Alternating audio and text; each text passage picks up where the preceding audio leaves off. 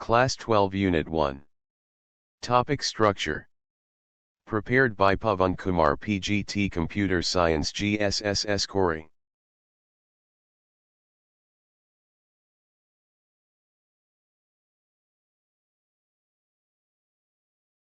राजकीय वरिष्ठ माध्यमिक विद्यालय खोरी की कंप्यूटर कक्षा में आपका स्वागत है।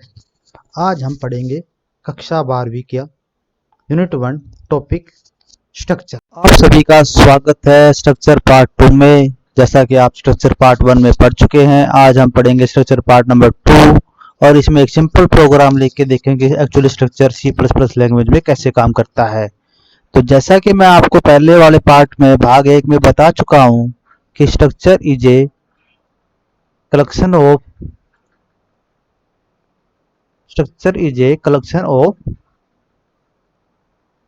different variable data type into a single unit। इसका मतलब क्या है? इसका मतलब ये है कि स्ट्रक्चर में जो वेरिएबल होते हैं वो डिफरेंट टाइप के होते हैं और स्ट्रक्चर उन डिफरेंट डाटा टाइप्स वेरिएबल को इकट्ठा रखता है। एक कलेक्शन, एक समूह होता है, उसको ही हम क्या कहते हैं? स्ट्रक्चर। बट अगर हम बात करें एरे के बारे में, तो एरे में वेरिएबल है वो सेम टाइप के होते हैं, उनकी डाटा टाइप सेम होगी। फॉर एग्जाम्पल, अगर हम चाहते हैं कि store some information about a person, उस बंदे का नाम, उसकी नागरिकता, सिटीजनशिप नंबर और उसके सैलरी के लिए एक प्रोग्राम बनाना चाहते हैं, तो हम उस बंदे के नाम के लिए, उसके नंबर के लिए और उसके सैलरी के लिए 3 वेरिएबल डिक्लेयर करेंगे। एक वेरिएबल हमारा नेम होगा जो उस पर्सन का नाम स्टोर करेगा। एक सिटीजन नंबर वेरिएबल होगा जो सिटीजन की आइडेंटिटी, एक नंबर को स्टोर करेगा। और एक हमारा वेरिएबल सैलरी होगा जो यूज होगा उसकी सैलरी को स्टोर करने के लिए। ये केस है जब अगर हम किसी एक सिंगल पर्सन की इंफॉर्मेशन स्टोर करना चाहते हैं, तो हमें सिंपल एक वेरिएबल और एक वेरिएबल लेना पड़ेगा। लेकिन अगर हमें कहा जाए कि 500 आदमी, 100 आदमी या 50 आदमी का इंफॉर्मेशन स्टोर करनी है, तो हमें हर एम्प्लॉय के लिए, हर पर्सन के लिए अलग से वेरिएबल बनाने पड़ेंगे। जैसे इसमें नेम, सिटी 1, तो अगले दूसरे एम्प्लॉय के लिए name 1, city number 1, salary number 1 होगा। इसी प्रकार अगर हम 50वें आदमी के लिए बनाना चाहते हैं तो उसके लिए एक अलग से वेरिएबल लेना पड़ेगा, name 50, city number 50, salary number 50, जो दिखाता है कि ये 50वें नंबर आदमी का नाम है, उसका गांव है और उसकी सैलरी है। ऐसे प्रोग्रामिंग बहुत लंबी होती है। इन चीजों को अवॉइड करने के लिए ही स्ट्रक्चर का प्रयोग किया जाता है। इसलिए कहा गया है कि a better approach will be to have a collection of all related information under a single unit name person.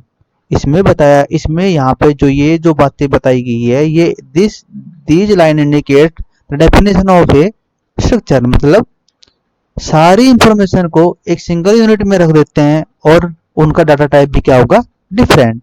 इसी प्रकार जैसे कि स्ट्रक्चर बनाने के लिए आपको बताया गया, सबसे पहले हम स्ट्रक्चर को कैसे डिक्लेयर करेंगे। How to declare structure in programming language. तो स्ट्रक्चर को डिक्लेयर करने के लिए सबसे पहले वेरिएबल डिक्लेयर करने पड़ेंगे, स्ट्रक्चर का नाम देना पड़ेगा और नाम देने के बाद हम उसको डिक्लेयर कर सकते हैं।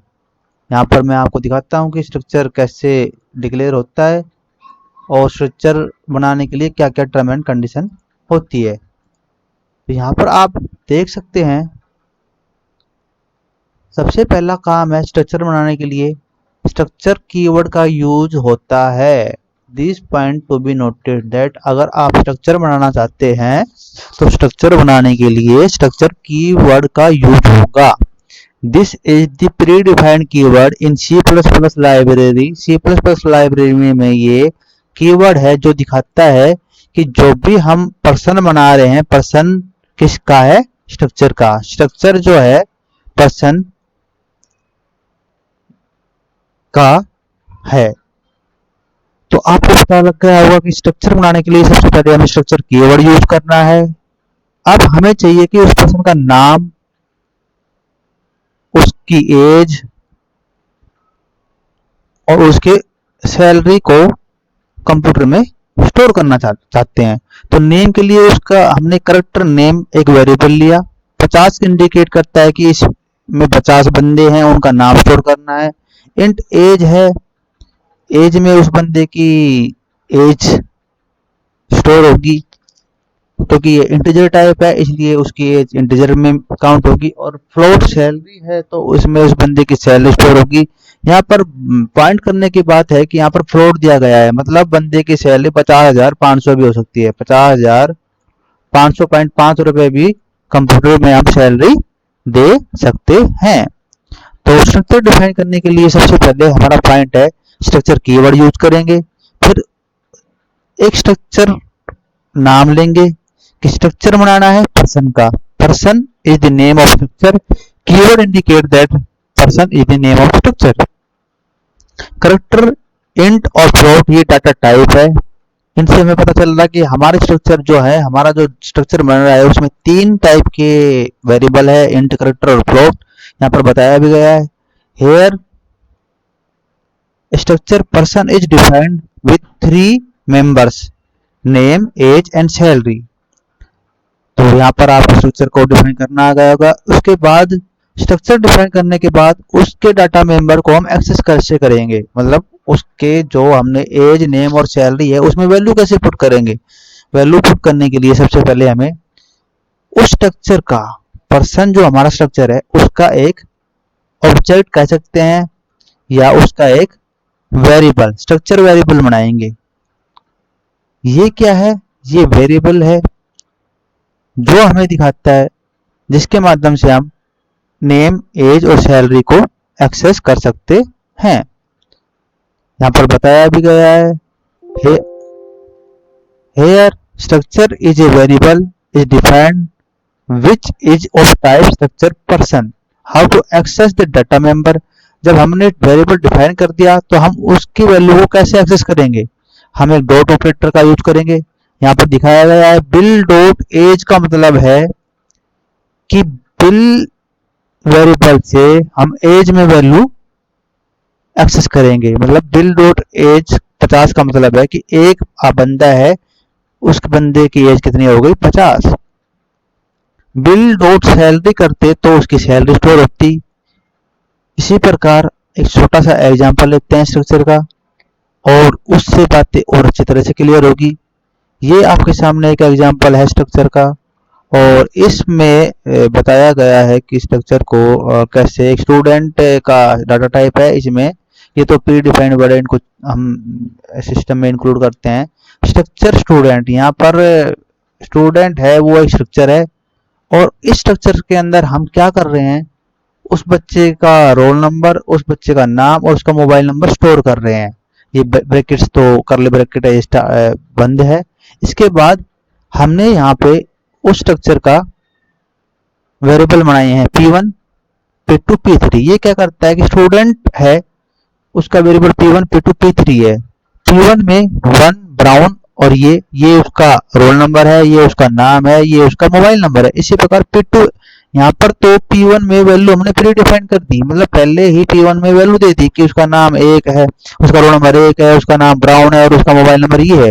लेकिन P2 और P3 के लिए हमने उसका नाम, मोबाइल नंबर वगैरह नहीं दिए, रोल नंबर।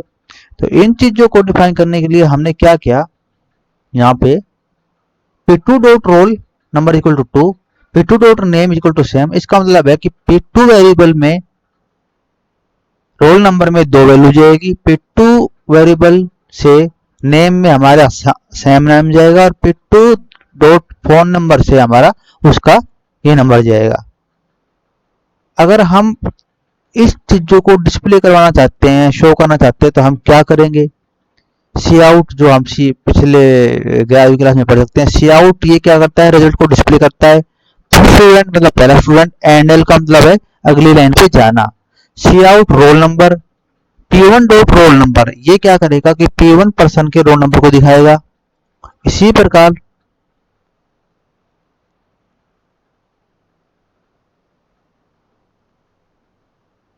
इसी प्रकार P1 डॉट फोन नंबर, ये उसके फोन नंबर को दिखाएगा। Cout second student, P2 dot roll number, ये दूसरे बच्चे के रोल नंबर को दिखाएगा। P2 डॉट नेम, ये दूसरे बच्चे के नाम को दिखाएगा। और P2 डॉट फोन नंबर, ये दूसरे बच्चे के फोन नंबर को दिखाएगा। और रिटर्न 0 रिजल्ट, फर्स्ट बच्चे का नाम, रोल नंबर और ये, क्योंकि यहाँ पर हमने ये डिस्प्ले करवाने के लिए प्रोग्राम लिखा है तो इसका रिजल्ट भी आपके सामने दिखाई दे रहा है। तो इससे हमें स्पष्ट होता है कि यहाँ पे केवल वेरिएबल डिक्लेयर करने से, P1 और P2 डिक्लेयर करने से, हमने जो हमारे वेरिएबल थे रोल नंबर, नाम और फोन नंबर, तीन ही वेरिएबल को बार बार यूज किया है और उन तीन ही वेरिएबल में P1, P2, P3 से वैल्यू बार बार स्टोर हुई है, जो कि बिल्कुल अलग है।